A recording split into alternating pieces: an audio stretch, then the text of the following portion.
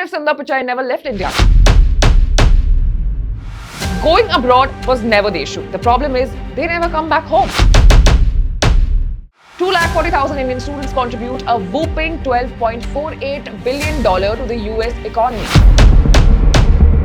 So why is this happening? Let's break it down.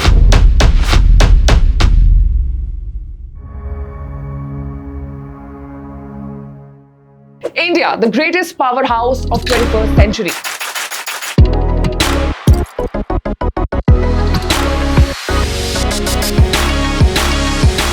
But wait, what's the catch? Why are the likes of Sundar Pichai, Satya Nadella and Leena Nair leading some of the world's biggest companies, but not from India? Despite being home to one of the world's largest pools of talent, India is facing a paradox.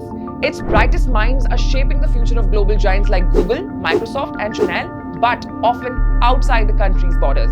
The question isn't about whether India produces giant leaders, the evidence is clear.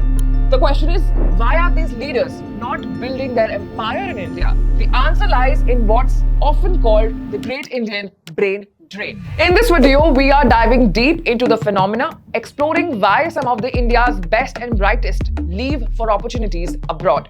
What are the factors driving this talent exodus? And most importantly, what can we do to reverse this tide? We'll break down the reason behind the migration, from the lure of better education and higher salaries to the limitations in infrastructure and career growth back home. And also, we'll talk about the potential solutions that could help retain talent and transform India into a true global powerhouse. So stick around, because the future of India's success story depends on finding answers to this problem.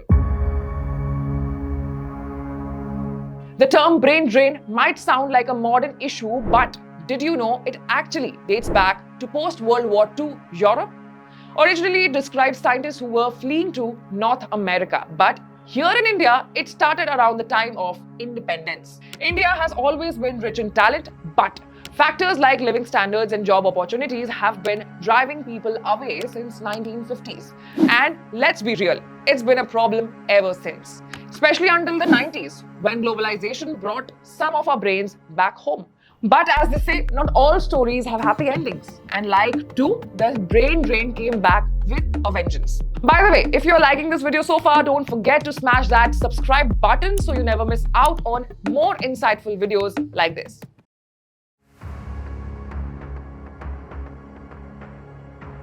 The real problem.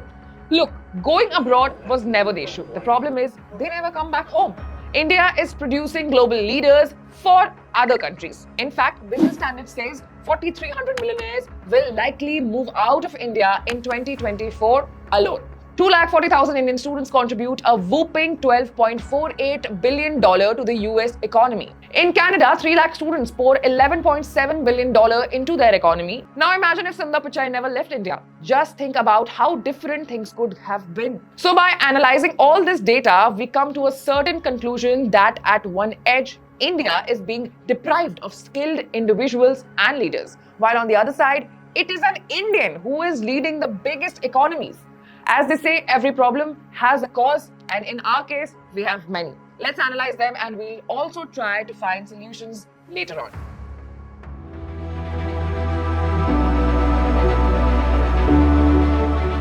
So why is this happening? Let's break it down. For India, these include push factors, things that drive people out of India. First, lack of higher education opportunities, outdated teaching methods, limited job opportunities, lower salaries, fewer facilities.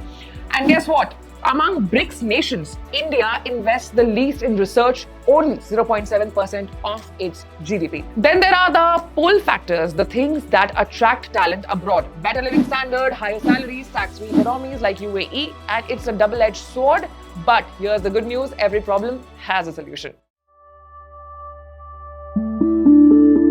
One of the major culprits here is the education gap. India's system focuses more on theoretical knowledge than practical skills. As a result, students leave for better education abroad. According to India Skill Report 2024, India faces a 70% demand-supply gap in key roles like data scientists and ML engineers. But there's hope. The government of India has introduced the National Education Policy 2020 with some game-changing reforms, like a new 5+3+3+4 system to replace the outdated 10+2 model, and a focus on foundational literacy in primary education, and a lot more. That's not it. Even though India doesn't allow dual citizenship, the government of India has come up with the concept of OCI. The person who renounces the citizenship can opt for the OCI through a simple online process and can run a business in India, contributing to the Indian economy. You'll also be shocked to know that India remits $79 billion in 2018, more than any other country. Beyond financial contributions exceeding $107.5 billion annually, NRIs also contribute to India's growth through their entrepreneurial ventures, knowledge transfer, and social impact. We are all proud of our Indian scientists for the feats that they achieved, be the Mars mission, Chandrayaan, or the Raman effect. But there are some great innovations that are also being crafted by Indians who renounce their citizenship, like Miss Sangeeta N. Bhatia, who created micro livers, an innovation helping pharma companies developing safer drugs using nanotech. Vanuji Bose, as a graduate student, Manu worked on the MIT Spectrum-Ware project at the MIT Lab for Computer Science, an effort to bring a software-oriented approach to wireless communications and distributed signal processing. To continue creating newer innovations and contributing to the Indian economy at the same time, Government of India has come up with the programs like Ramanujan Fellowship to bring back Indian scientists and engineers from abroad. Another exciting initiative is Vaishvik Bharatiya Vaigyanik Fellowship, offering a whopping 4 lakh rupees to Indian researchers who return. China is doing something similar with its 1,000 talent plan, and it's already brought back thousands of brilliant minds.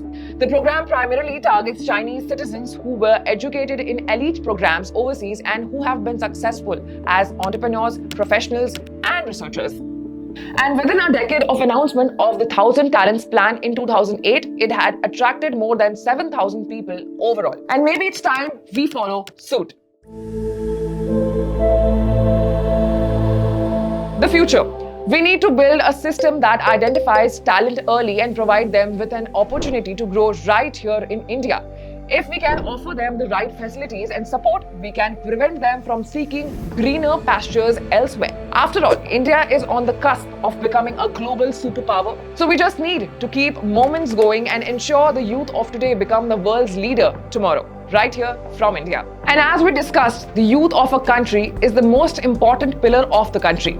And we here at Mobile App Daily hope you guys will be the ones who will become the next world leaders right here from India, making it the true superpower as always we dreamt of. Let's make sure the next Sundar Pichai, Satya Nadella, and Leena Nair builds their empire in India.